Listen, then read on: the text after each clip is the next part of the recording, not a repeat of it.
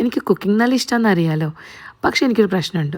Cooking ചെയ്യുമ്പം എൻ്റെ കൂടെ ആരും അടുക്കളയിൽ നിൽക്കാൻ പാടില്ല. അതിന് സംസാരിക്കാനാവട്ടെ, ഹെൽപ്പ് ചെയ്യാനാവട്ടെ, അതൊക്കെ എനിക്കൊരു വലിയ ശല്യമായിട്ട് തോന്നാറുണ്ട് കേട്ടോ.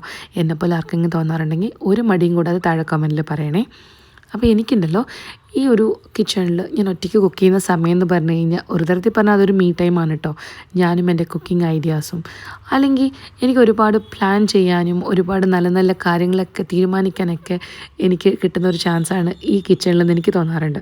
എൻ്റെ ലൈഫിലെ കുറേ ഡിസിഷൻസൊക്കെ ഞാൻ ഈ അടുക്കളയിൽ നിന്ന് എടുത്തിട്ടുണ്ടെന്ന് പറഞ്ഞാൽ നിങ്ങൾ വിശ്വസിക്കുമോ? ഇന്നുണ്ടല്ലോ എല്ലാവരും ഉച്ചമയക്കത്തിൻ്റെ സമയമായിരുന്നു കേട്ടോ. ഞാനൊന്നും നോക്കിയില്ല. ഞാൻ നേരെ അടുക്കളയിൽ വന്നിട്ട് നല്ലൊരു ചീസ് മോമോസ് ഉണ്ടാക്കാമെന്ന് വിചാരിച്ചു. അങ്ങനെയാകുമ്പം എല്ലാവരും ഉറക്കം കഴിഞ്ഞ് എഴുന്നേൽക്കുമ്പോഴേക്കും നമുക്ക് അവർക്കിത് കൊടുക്കാമല്ലോ. ഇതിൻ്റെ കൂടെ ഉണ്ടാക്കാൻ നല്ല ടൊമാറ്റോ ചട്നി കൂടി ഉണ്ടാക്കിയിട്ടുണ്ട് കേട്ടോ. ചട്നിയുടെ ഡീറ്റെയിൽ റെസിപ്പി വേണമെങ്കിൽ ചട്നീന്ന് ഇവിടെ താഴെ കമൻറ്റിൽ പറയണം. അത് ഞാൻ വേറൊരു വീഡിയോയിൽ ചെയ്യുന്നതായിരിക്കും കേട്ടോ. ഞാൻ ആദ്യം വിചാരിച്ച് മോമോസ് ഉണ്ടാക്കാൻ ഭയങ്കര ബുദ്ധിമുട്ടാണ്.